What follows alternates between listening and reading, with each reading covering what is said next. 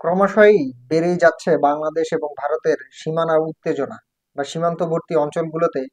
এতদিন আমরা যেটা জানতাম যে বিজিবি এবং বিএসএফ দের মধ্যে এই দুই দেশের সীমান্ত রক্ষী বাহিনীদের মধ্যে একটু উত্তেজনা কাজ করত।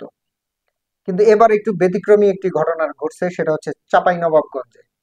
তো সেখানে এবার যেটা ঘটলো সেটা হচ্ছে দুই দেশের সীমান্তবর্তী অঞ্চলের গ্রামের বাসিন্দাদের মধ্যে একটি ব্যাপক কিন্তু সংঘর্ষ আজকে কিন্তু হয়ে গেছে। তো এই সংঘর্ষে কিন্তু চলমান এই সংঘর্ষটি সারাদিন ভরেই কিন্তু চলে। শেষ পর্যন্ত আসলে বিজিবি এবং বিএসএফ এর ব্যাপক কষ্টের ফলে কিংবা কার্যের ফলে কিন্তু শেষ পর্যন্ত একটি নিয়ন্ত্রণে আসে। কিন্তু আসলে এই দুই দেশের সার্বভৌমত্বের ক্ষেত্রে এটি কিন্তু একটা ব্যাপক হুমকি স্বরূপ। আসলে কে বা কারা দুষ্কৃতিকারী চক্ররা হচ্ছে এই দুই দেশের মধ্যে একটি উত্তেজনা কিন্তু বিরাজ করেই দিচ্ছে।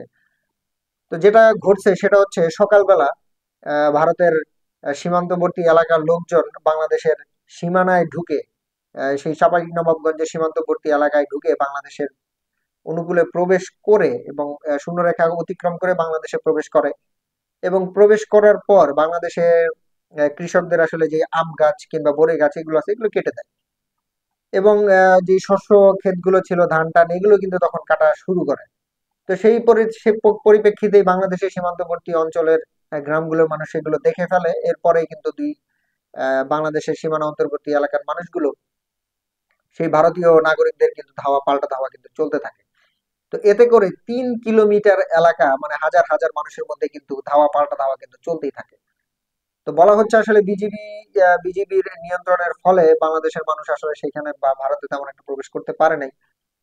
কিন্তু বিএসএফ যেটা করছে সেটা হচ্ছে সাউন্ড গ্রেনেড এবং তারাও মানে সাউন্ড গ্রেনেড এবং হচ্ছে টিয়ার শেল এগুলো কিন্তু নিক্ষেপ করছে এই নিয়ন্ত্রণের ক্ষেত্রে।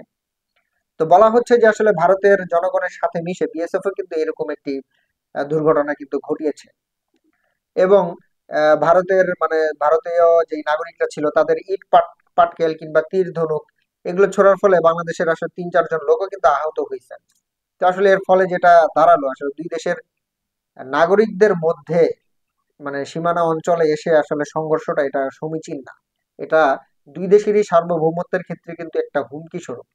এক দেশের মানুষ আরেক দেশে কিভাবে প্রবেশ করে সেটা আসলে বিজিবি আমাদের যে বিজিবি আছে তারাই বা কিভাবে এটাকে অ্যাকসেপ্ট করলো বা গ্রহণ করলো, আর বিএসএফই বা সেটা কিভাবে অ্যাকসেপ্ট করলো, এটাই আমার আসলে বুঝে আসে না।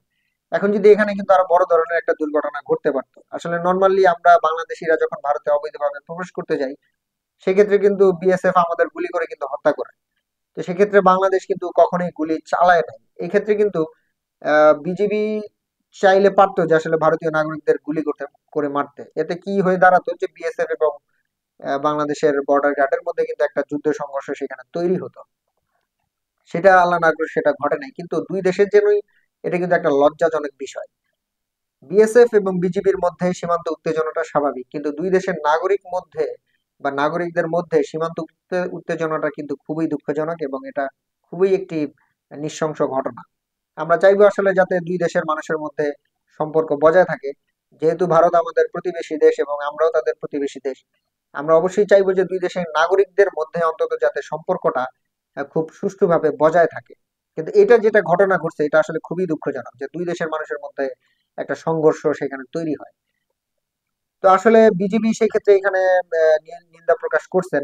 আসলে বিজিবি কিভাবে সেখানে গার্ড দিল যে সেই দেশের লোকজন বাংলাদেশে কিভাবে প্রবেশ করলো এটাই আমার বুঝে আসে না। বিজিবি কি সেখানে ছিল না? আর বিএসএফই বা কিভাবে সেটাকে সেখানে ডিউটি চলাকালীন সময়ে সেই দেশের মানুষগুলো এই দেশে প্রবেশ করে সেটাও ক্ষেত্রে কিন্তু বাধা দেয় না। আসলে এটা বিষয়টা খুবই দুঃখজনক এবং লজ্জাজনক। দুই দেশের কূটনীতিক সম্পর্ক যাতে মজবুত থাকে এটাও বর্তমান সরকারকে বলবো যে আসলে দুই দেশের সাথে বসে অন্তত পর্যায়ে যাতে কূটনীতিক সম্পর্কটা তাদের মধ্যে আমাদের মধ্যে যাতে বজায় থাকে।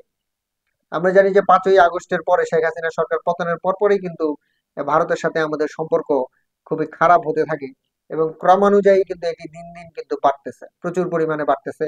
এখন সীমান্ত উত্তেজনা হচ্ছে, কালকে হয়তো বিএসএফ এবং বিজিবি সংঘর্ষ তৈরি হবে। এরপরে হয়তো দেখা গেছে দুই দেশের সার্বভৌমত্ব রক্ষার ক্ষেত্রে দুই দেশের সামরিক বাহিনীদের সাথে কিন্তু একটা যুদ্ধের সম্ভাবনা থাকবে। তো আমরা চাইবো যে আসলে সেই পর্যায়ে যাতে না যায়, অবশ্যই যাতে দুই দেশের একটি বৈঠকের মাধ্যমে যাতে এটার সুরাহা করা হয় এবং সম্পর্ক যাতে সুদৃঢ় করা হয়, আমরা এটা অবশ্যই চাইবো। আমরা কখনোই চাইবো না যে ভারতের সাথে আমাদের সম্পর্ক খারাপ খারাপ হোক। এটা হয়তো মোদী সরকারের হয়তো যেটাকে আমরা বলি যে বিজেপি সরকারের একটা চালও হতে পারে, যে চালে বাংলাদেশকে ফাঁসানো হচ্ছে এমন একটি কিন্তু সম্ভাবনা থাকতে পারে। এইসব থেকে আসলে বাংলাদেশের মানুষদেরকে বলবো অবশ্যই দূরে থাকবেন। এক দেশের মানুষ আরেক দেশে আসলে বিনা অনুমতিতে কিংবা অবৈধভাবে প্রবেশ করা কোনোভাবেই সমীচীন না।